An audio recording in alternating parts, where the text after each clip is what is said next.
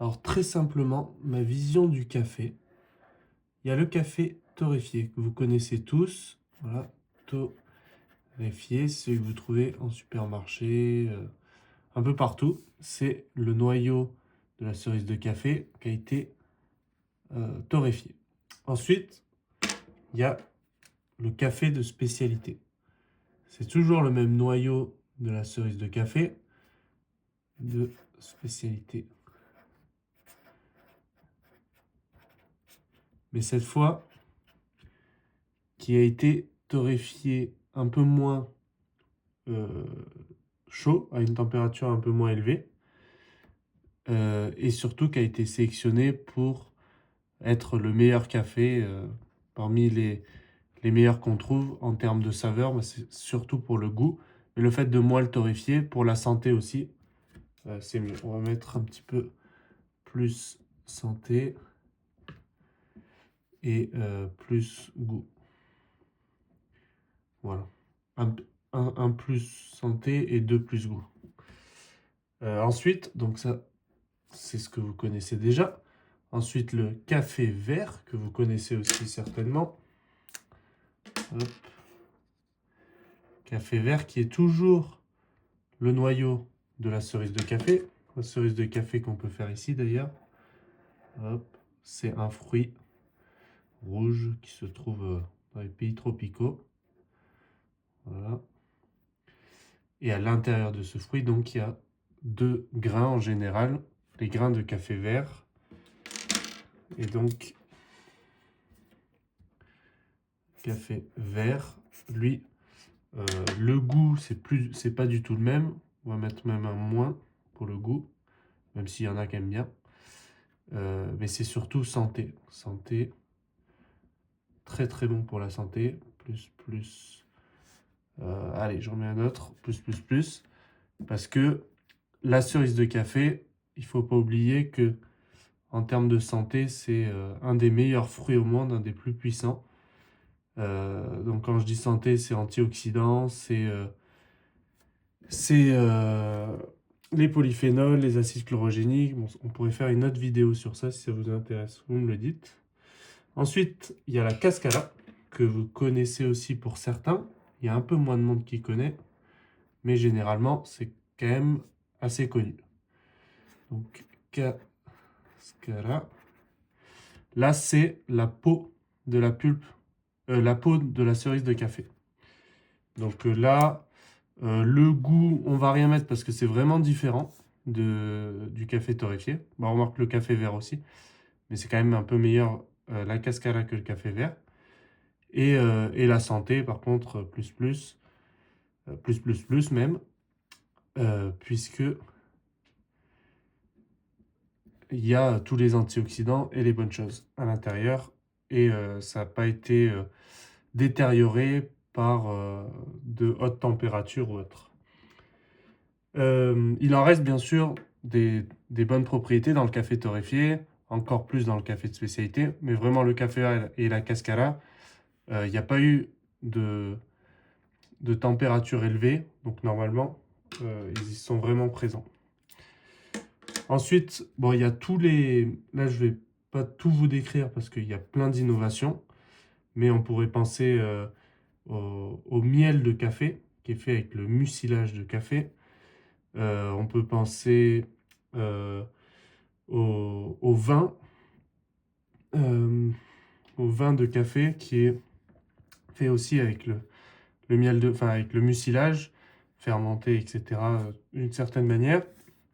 Il y a plein de sous-produits et après, même il y a des savons, il y a beaucoup de choses qui sont faites après. Des farines, la farine de cascara par exemple.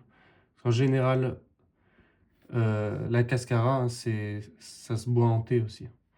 Ça se boit en infusion. Le café vert, ça se boit dans l'eau froide, généralement, pour justement toujours pas altérer les bonnes propriétés pour la santé. Et café de spécialité et café torréfié, vous connaissez, hein, c'est dans une tasse de café.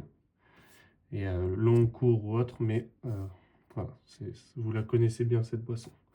Et ensuite, c'est là où on arrive chez nous, j'ai envie de dire, il y a le café intégral. Le café intégral que vous connaissez déjà si vous êtes sur la page Insta.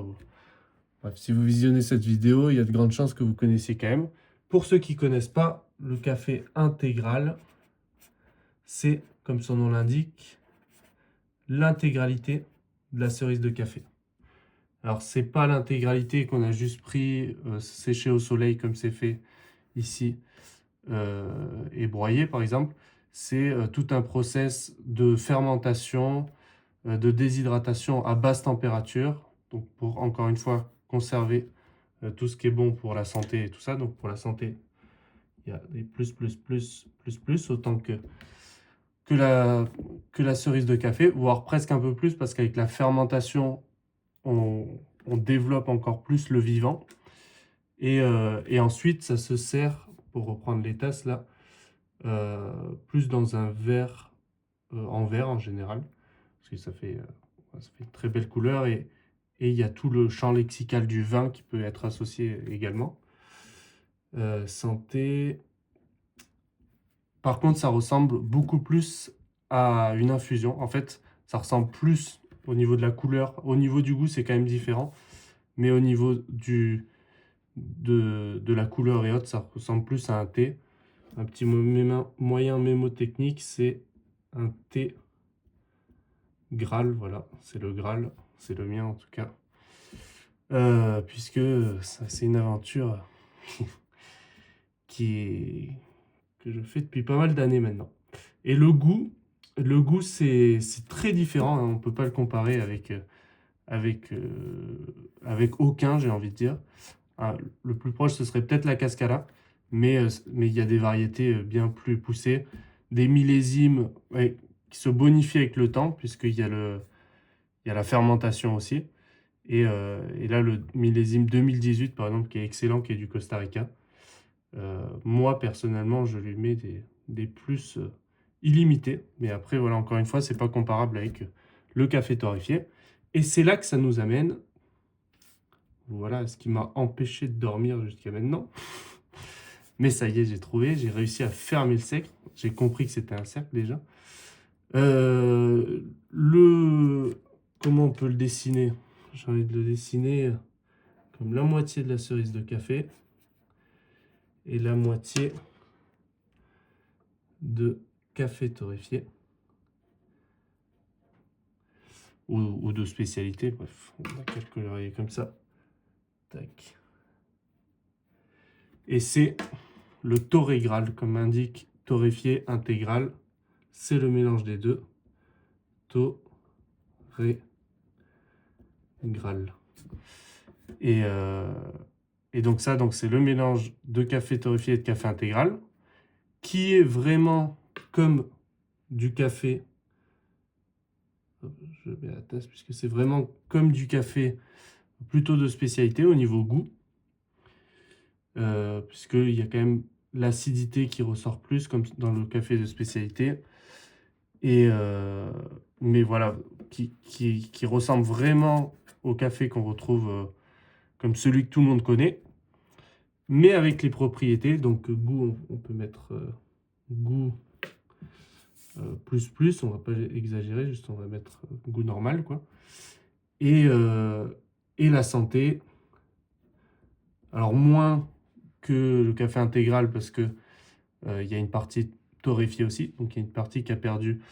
Pourquoi je dis que c'est moins, que ça a perdu de sa valeur? Parce qu'il y a entre 50 et 80% des polyphénols, des antioxydants, si on veut, de la cerise de café qui sont détruites, qui disparaissent lors de la torréfaction. Alors ça nous permet d'avoir le goût qu'on connaît et qu'on apprécie, mais voilà, de perdre, on en perd un pour en gagner, hein, si on veut. Donc, mettons plus. Voilà.